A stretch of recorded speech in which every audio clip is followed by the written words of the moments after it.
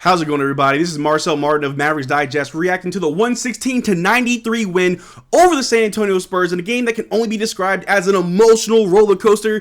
Just from the tip off, I was excited. I was seeing flashes of greatness for like 30 seconds, and then boom, the Spurs went on a run. I was quickly just down into a depressive spiral. I was sad, I was crying, and then into the end of the second quarter, going into the third, I was happy, I was ecstatic, I was loving it. I was watching just pure basketball, and I was crying again. It was an emotional roller coaster as the Dallas Mavericks pulled it together thanks to great defense from all the guys that were involved, combined with Luka and Kyrie's just explosive play on the court. But before we get into today's breakdown of the game, 92% of you guys are not subscribed to the channel. I know the channel is only a week old, but if you're enjoying all the content that we're bringing you, the back-to-back videos, because we're not stopping anytime soon, make sure you subscribe because you don't want to miss a thing. But let's get into tonight's game. It was crazy. Like I said in the intro, emotional. I was excited because I knew Derrick Lively was back in the line. No, I thought it was in the lineup, but he was coming off the bench, which is fine, cool. Probably on a little minutes restriction, doesn't want to throw him in there too quick and too soon. I understand. But we had Daniel Gafford starting, and I was like, all right. Down low, Wembanyama can't do a thing against Daniel Gafford. And then Wembanyama exploded down low on Daniel Gafford, and Wembanyama looked like he could just not be stopped. I'll go ahead and throw up the Spurs box score real quick. Wembanyama finished the game with 26 points, 3 blocks, 5 assists, and 9 rebounds. Sochan finished with 10 points, had about 3 steals, 1 assist, and 4 rebounds. Champagne finished with 5 points, 1 steal, 1 assist, and 2 rebounds. Vassell, who's also going crazy on us, had 11 points. 3 steals, 6 assists, and 4 rebounds. And Branham off the bench, all the way down there, had 13 points, 1 assist, and 1 rebound. So, obviously, to finish the game, the Spurs did not look good. We handled business. But in the first half, like I said, Wembanyama had like 20 points in the first half, and it was just crazy. But somewhere between the first and second quarter, Jason Kidd had a genius idea. If Daniel Gafford isn't going to be able to contain Wembanyama, then I need to put in the Wembanyama stopper. And he decided not to take Derrick Lively off the bench and get him in there. He put in Dwight Powell. And that was where the emotional roller coaster that was already going downwards at a 90-degree angle somehow just sped up. I was just like, bro, what? And this is no disrespect to Dwight Powell, but that was not a good move. I'm not saying Dwight Powell was the reason why the game got away from us in the first half. Nobody was really hitting their shots, but our defense was solid. We didn't give up on plays. Dwight Powell being checked in before Derrick Lively was definitely a choice from Coach Kidd. Go right ahead. I mean, maybe his thought process was, I don't want to give you too many minutes. You might be on a minutes restriction as we try to bring you back in slowly. I get the idea, but we're not trying to lose to the Spurs right before the All-Star break, right? And as the game started to get away from us, Kyrie Irving just exploded, just out of nowhere. He was attacking the rim.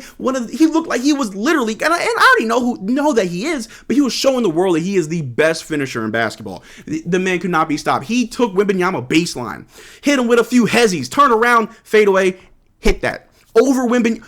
6'2", Kyrie Irving hitting a fadeaway hezzy on Wembanyama, who had 10 blocks the other day, had a triple-double with 10 blocks against the Toronto Raptors just the other night.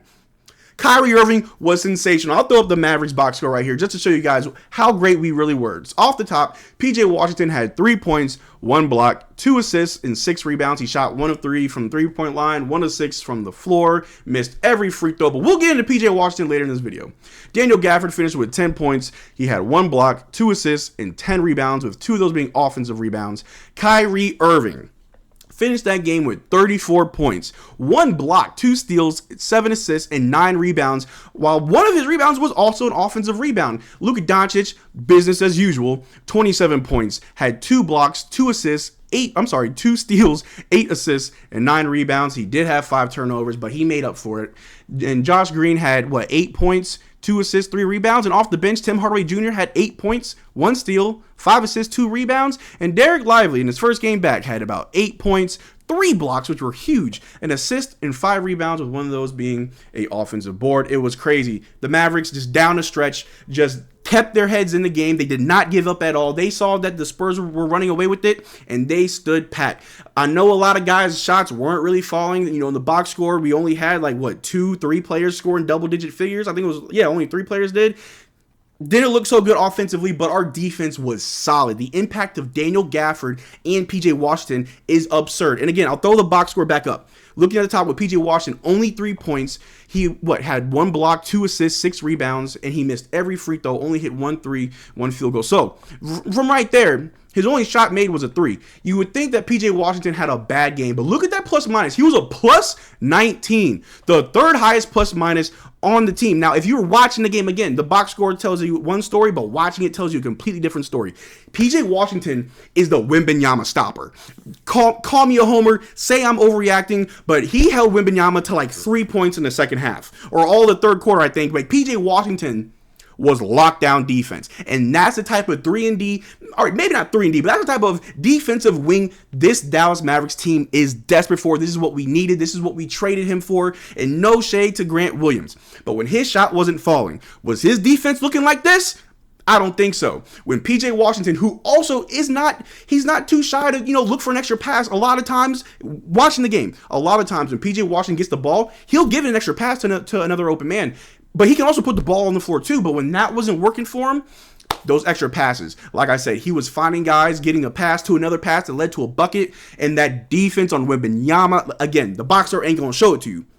But PJ Washington was playing excellent clamps, just lockdown defense on Wembanyama, just making him look completely useless. Is no longer a factor in the game. And I think that was the real genius of Jason Kidd, just understanding that, all right, PJ, your shot's not falling, but I need you to guard Wembanyama.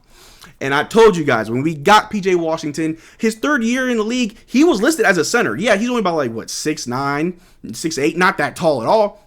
The man knows how to hang down with the big guys. And if this game is any indication of what we have going forward, we have a wing player who we can put down low if need be. We have a wing player who, Victor Wembanyama, yes, he is a rookie, but he is sensational. He most likely will be Rookie of the Year over Chet, or whichever way you want to go about it. He is great. He's a great player. But we put 25-year-old PJ Washington, who's a whole foot shorter than Victor, locked down. And that was wraps. Kyrie Irving exploded in the third, end of the second quarter, leading into the third, leading into the fourth. Kyrie was just unstoppable. He could not be tamed. But this Dallas Mavericks team was also out there breaking records left, right, and center.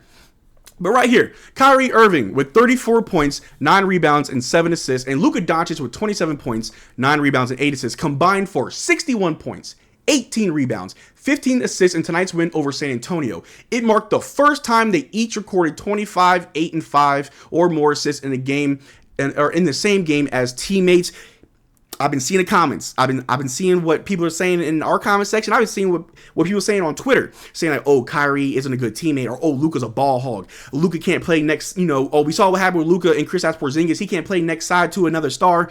Tonight proved it. Kyrie is not a cancer. Kyrie is not a bad teammate. Kyrie took that game over when the shots weren't falling, when the other team, who is nowhere near us, or nowhere near as good as us, was starting to get away with this. Kyrie had that takeover, that clutch gene. I showed y'all before in the video earlier today. We are clutch. We know how to turn the game around. And the defense that this team provided, again, PJ Washington, Daniel Gafford, all these guys, the lockdown defense is what willed us to win this game. It allowed us to get stops, get second chance options, and it was just beautiful. Kyrie and Luka, chef's kiss, a thing of beauty. But it wasn't the only record that we were breaking tonight.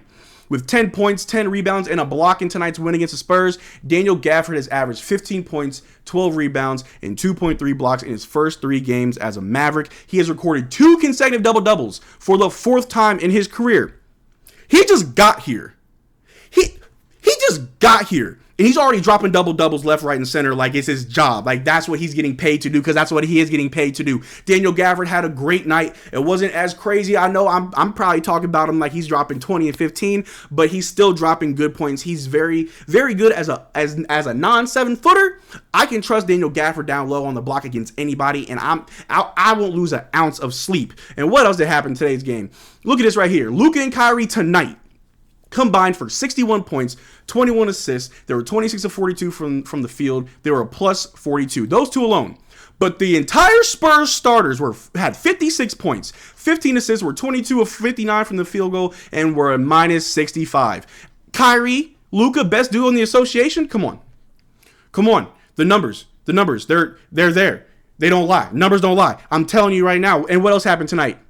The Mavericks went on a 45-10 run in the last 15 minutes of play from the 6.5 minute mark in the second quarter where we were down 37-48 to the 3-minute and 30-second mark of the third quarter where we were up 82-58. We went on a 45-10 run.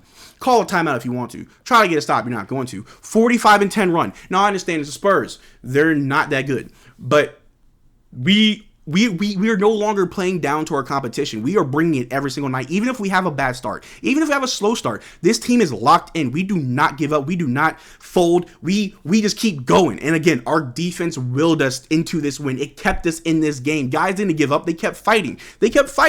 And right here, the highest field goal percentage by quarter this season on a minimum of 35 field goal attempts. Highest field goal in the first quarter goes to Daniel Gafford. The highest in the second quarter goes to Derrick Lively. In the third quarter, Derrick Lively. Fourth quarter, Derrick Lively. We have the two players with the highest field goal percentage in every quarter. What more needs to be said about this team? We are sensational. We're unstoppable. And going into the All-Star break on a 6-game win streak after, again, it's the Spurs. I get it. But after a game like tonight, this is exactly what this team needs. We made a few trades at the trade deadline. I liked them. Maybe not everybody liked them at first, but you're seeing the impact. And again, PJ Washington, his offense is going to come to him. It's going to take some time. But if the shot's not falling, he's not useless. He's not out of the game. Defense, guarding Victor Wembanyama, the Victor Wembanyama stopper, PJ Washington. I never thought he'd be the one, but tonight he showed us he was the one. But that was a crazy game, guys. It was amazing. I was jumping out of my chair. I was being loud. I'm sure my neighbors heard me for sure.